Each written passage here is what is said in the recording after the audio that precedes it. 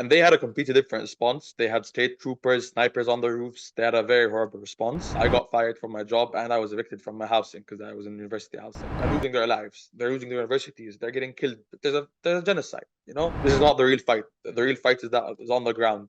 They're the ones fighting every day for their lives. Free Palestine. We are joined by Johnny Hasboon, president of Students for Justice in Palestine in Purdue, who has a big hand in the student encampments and protests at the university, of which I'm very excited to jump into and discuss today. But I want to start by saying thank you, not just for joining us, but for fighting for the cause. And if there's any other background you want to give to the people that I might have left out, you can feel free. Hi, everyone. Thank you for having me, Brandon. My name is Johnny Hasboon, as you said. I'm the president of Students for Justice in Palestine at Purdue University. I'm Palestinian, born and raised in Jordan. My family are refugees that are in Jordan. Yeah, just a bit about me, and I'm happy to be here.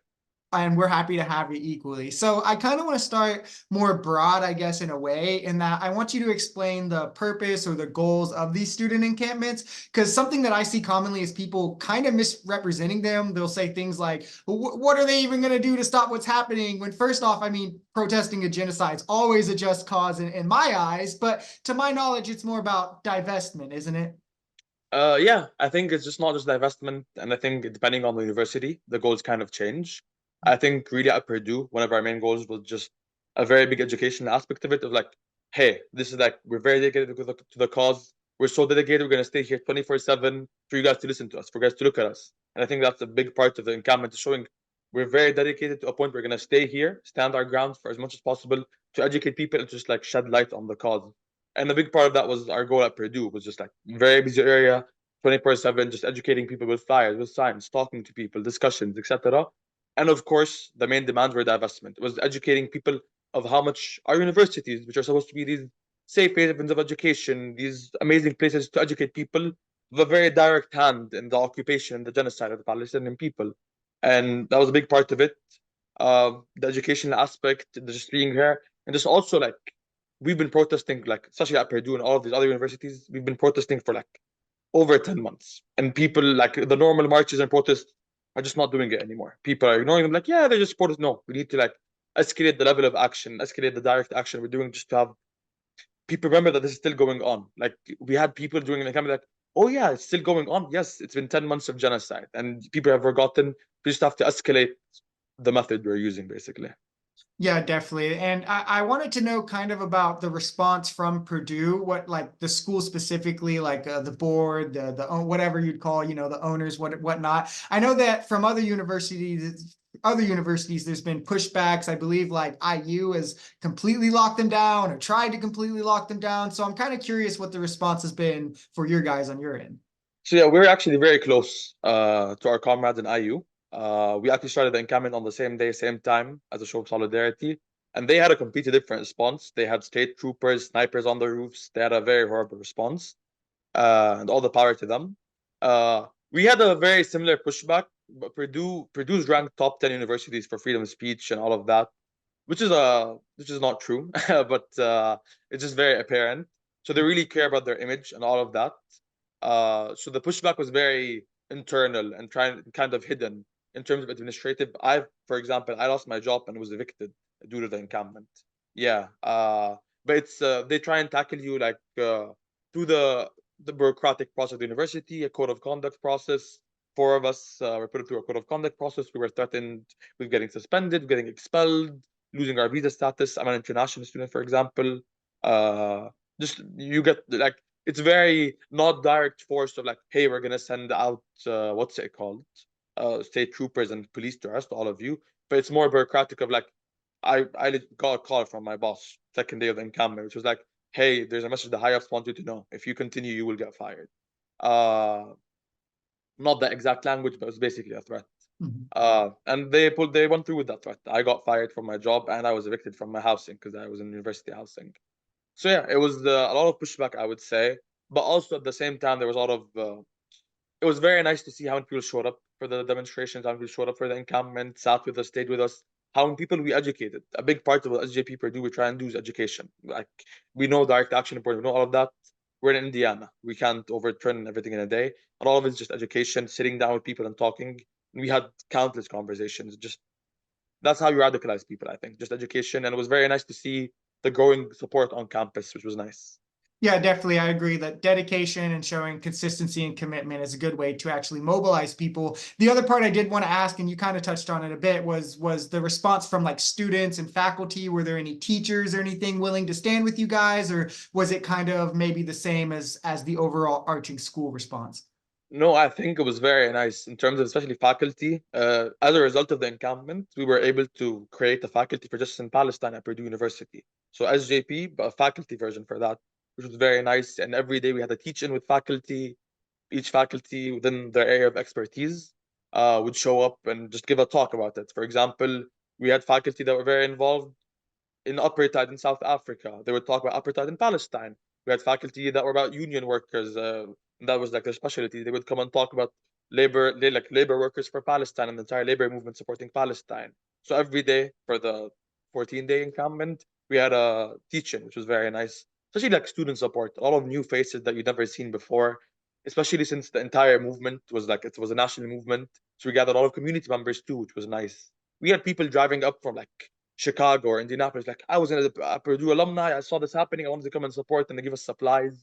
A lot of community support from just like local groups, local restaurants, donating food, donating stuff. It was a very nice show and something that I'm very convinced with. I think the people, like a majority of people, are with Palestine. There's a bigger number of people that support the cause. It's just the higher ups that are not, which that really proved it to me.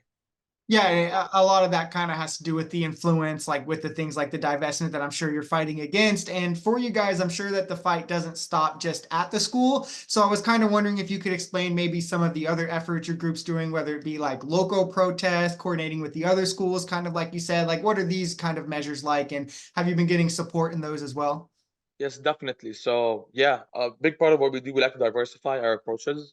So there's, of course, our main goal is divestment and what's it called, cutting ties, because Purdue's very heavily influenced by the military-industrial complex. Like Lockheed Martin, Raytheon, they kind of own Purdue at this point. So that's a big focus of us. And there's the focus of okay, we want the university to detach from them, and also focus on the students. We're like, hey, don't take a job for it. Don't take a job from them. Hey, don't take an internship. Hey, just educating people like whenever they have a career fair like Lockheed Martin or Raytheon, we put a stand or we protest that and we try and educate people like, hey, these companies kill people abroad. That's how they make profit. Like you should stop working for them, etc. So educating people. There's also we have efforts with the city council in passing ceasefire legislations and all of that. There's also what's it called? We're trying to pass with the city council, just more stuff to support the local Palestinian and the Arab community, which have been very heavily, let's say, faced with racism and anti-Arab racism, just stuff like a Nakba Remembrance Day, a vigil, stuff like that, just supporting the local community. We also have a lot of fundraisers. Purdue, we gathered over $35,000 and sent it to the PCRF to Gaza, which is for university, that's a very big fund. So that's been nice. Yeah, A that's lot of awesome. education, a lot of protests. One thing that we're going to try and work with this semester is we're going to try and start a Palestinian scholar program where we get students from Gaza and have them continue their education at Purdue fully free and just as a form of giving back to the people that lost their education back home. And yeah, a lot of it is just education, protesting, divestment. Uh, a lot of Purdue also has a lot of study abroad trips. So a lot of we want to cancel that because I don't. It's self-explanatory. Going to a land that's like ethnically cleansed and has a genocide on is not the best look. Mhm. And yeah, a lot of it just education and then fighting for it politically. And as you mentioned, like organizing, like the best way to like achieve something is organizing within ourselves and just within a generally more broad organization to work with a lot with national SJP. And we coordinate all of us. We coordinate with the Indiana. We're trying to start an Indiana coalition for Palestine. All the pro-Palestinian groups organizing together. And yeah, just it's a lot of good work. It's a tough fight. You get a lot of backlash, but it's worth it. We're fighting for a right cause, and yeah. Definitely. And yeah, I'm sure it's rewarding to kind of see those like actual gains like realized in real life and things. You mentioned going to like the city council and trying to get them to pass things and or at least, mention it and this kind of stuff. Have they been receptive to it? I know it kind of differs depending on cities and things like that. What has it been, the experience been for you Uh, guys? it's been an interesting experience, especially since people don't want to sound racist, if that makes Mhm. sense. So when you tell them, "Hey, I'm Palestinian. We've been facing racism and facing all of this stuff," they can't tell you, "Oh yeah, just deal with it." Like they try and work with you on that.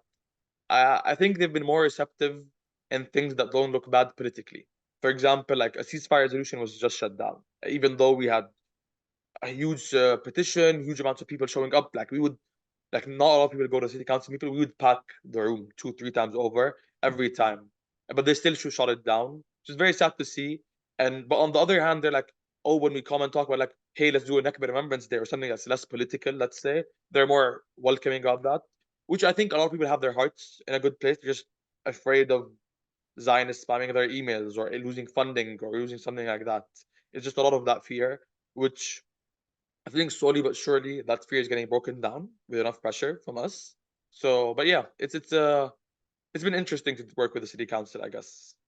I wanted to ask you, what would your message be to whether it's students or like local community members who maybe want to take part, who are interested in learning more, but whether it be the encampments or organizing other ways, but might be scared of the repercussions or whatever their reason might be to be a little hesitant? I think I talked about it just a bit before about we have the bigger numbers, we have the power, the people have the power, and I think people are afraid, and rightfully so. Like I've lost my job, I got evicted, and all the people that got suspended. Like there is a risk, but at the end of the day, you need to compare it to what's going to happen to the other side. The other side are losing their lives, they're losing their universities, they're getting killed. There's a genocide, you know. So just remember what you're fighting for. I think if you know what the cause is and you're dead focused on the cause, I think that makes a difference. Just remember who you're fighting for and what you're fighting for, and I said this when I lost my job. This is not even close to what the people of Gaza are losing, you know? And maybe that's because I'm Palestinian. That's how I look at it. Like, I'm not paying as close of a price. But what we're doing is nothing compared to what they're doing. The fight, Bilal Mahmoud, the UFC fighter that just won, he's Palestinian. He said something. This is not the real fight. The real fight is that is on the ground. They're the ones fighting every day for their lives. And we need to remember that. We need to remember who we're fighting for and what we're fighting for. And I love this quote where like we're not free from freeing Palestine, Palestine is freeing us. Like none of us free until all of us are free. And if you're African American, if you're LGBTQ community, if you're any minority, anyone who's faced any oppression in your life, this is your fight too. Their fight is our fight. And yeah, just remember that.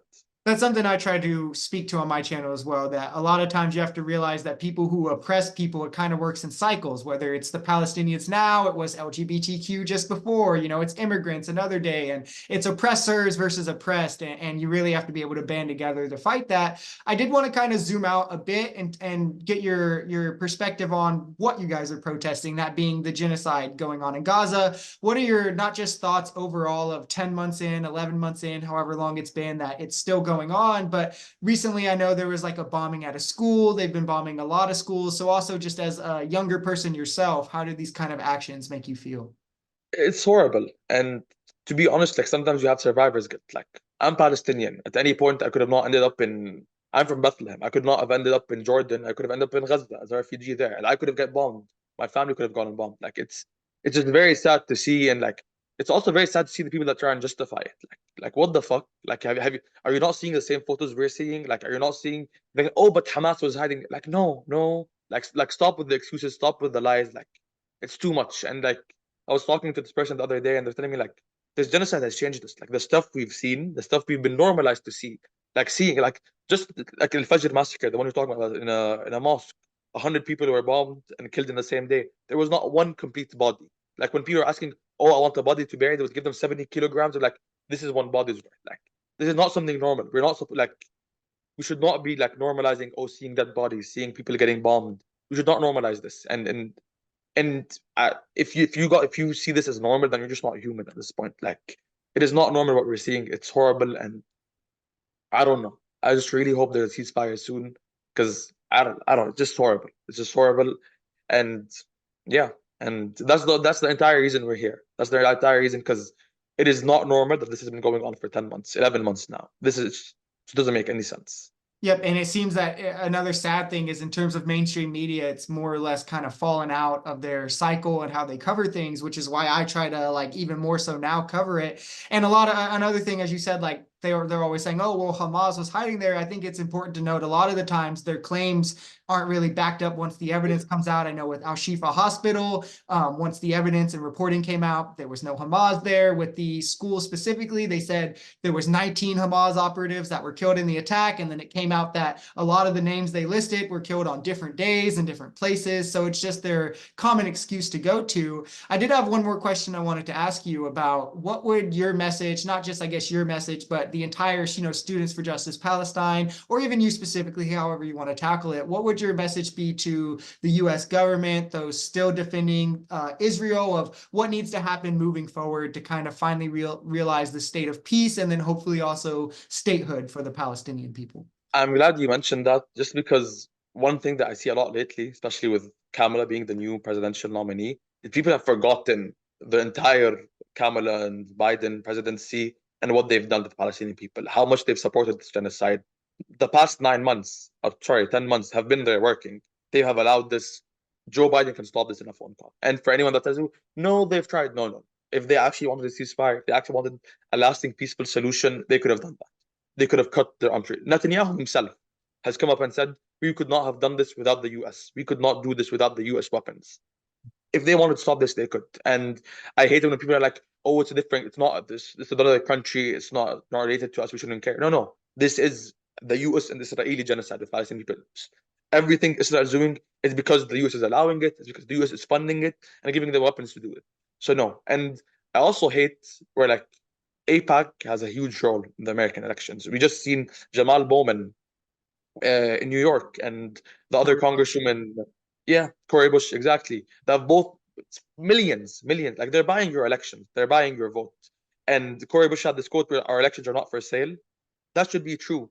And Israel and the occupation and everything is so deeply rooted in the US, just the US culture at this point, and it's horrible. And if the US government keeps saying, oh, we want a lasting peaceful solution, we want the Palestinian statehood, etc., they're doing the complete opposite. When they veto the Palestine getting full placement in the UN, that is them doing the exact opposite of what they're saying. When they're sending weapons to the occupation or the Zionist entity, they're doing the exact opposite of everything they're saying. And I don't know. And I just really hope people can realize that and see that this is a US and Israeli genocide of Palestine. It's a US and Israeli occupation of Palestine. The US is just as complicit in everything that is being done to the Palestinian people for the past 76 years. And people need to realize that. And I hate it when people start blaming like Arab Americans or Muslim Americans. They're like, oh, you're the only single issue voter and you're only voting because of Palestine. No, no. It's a When it's a genocide. genocide, If when there's it's a any one issue to genocide, vote on. when it's a genocide, yes, you have every right to be a single issue voter. And yeah, it is. People need to realize that their tax dollars are what's allowing this. They are just as complicit in the genocide, and they're just as complicit in the occupation. And people just started focusing about this since October 7 and all of that. This has been going on for far before that. And every, yeah, like 2008 war, 2012, 14, 21, and now 2023, 2024, like all of this has been funded by US taxpayer dollars. And it's the governments here that are allowing that. And it's time for us to just like realize that and make a change. And we can pressure them. And Amr Zahir, he's a Palestinian activist and comedian. He said something, the like Joe Biden had to lose, or Kamala Harris, they have to lose for the Arab Americans to have any voice, for them to listen to us. Because if they can continue the genocide and still win the election without any repercussions, without any loss, that's not gonna force them. They're gonna continue doing the genocide in a year or two. They're just gonna continue supporting the occupation and never care to what the people want, if that makes sense. Not Yeah. to say that Trump is any better. They're both pieces of shit. It's just the idea that they have to pay a price for what they did.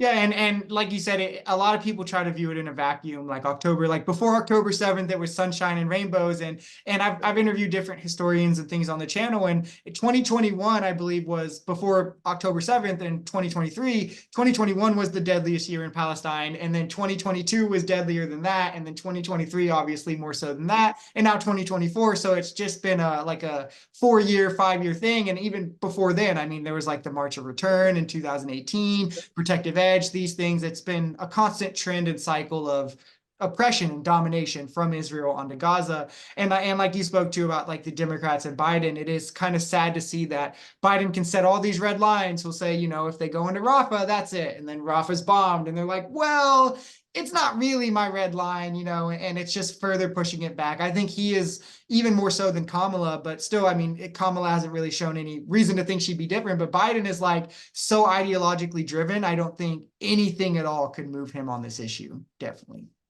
And just one thing that I would say is like a lot of people look at it and like they start like they pull international laws and apply it to Ukraine. Like Ukrainians have right to self-determination, right to like resist occupation, right to fight back, and rightfully so. And they just forget that when they talk about Palestine. I just hate that so much. For like, no, Palestinians also have a right to defend themselves. Also have a right to self-determination. Also have a right of resistance to fight back against their oppressors.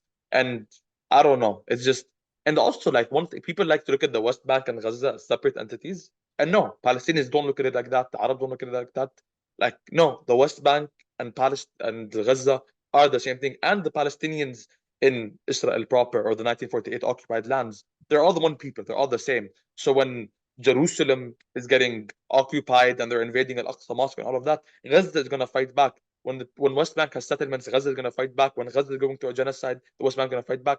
They're all connected. And like, you can't look at like, oh, but Hamas and Gaza. But sorry, the West Bank does not have Hamas, and there's still settlements there, and there's still occupation there, and there's still apartheid there. Like, you need to look at it as an entire picture. Like, as you said, not just through a vacuum of like, oh, October 7 happened. Yeah, so I want to thank you again for everything you do. I want to thank you for taking the time to speak with us. I hope that this educated people, maybe they'll look into their local encampments, local protests, because as you said, organizing is one of the most powerful things that as people that we can do. So yeah, just thank you for everything. No, thank you, Brandon. Thank you for having me. And yeah, free Palestine. Free Palestine. I hope you enjoy the rest of your day.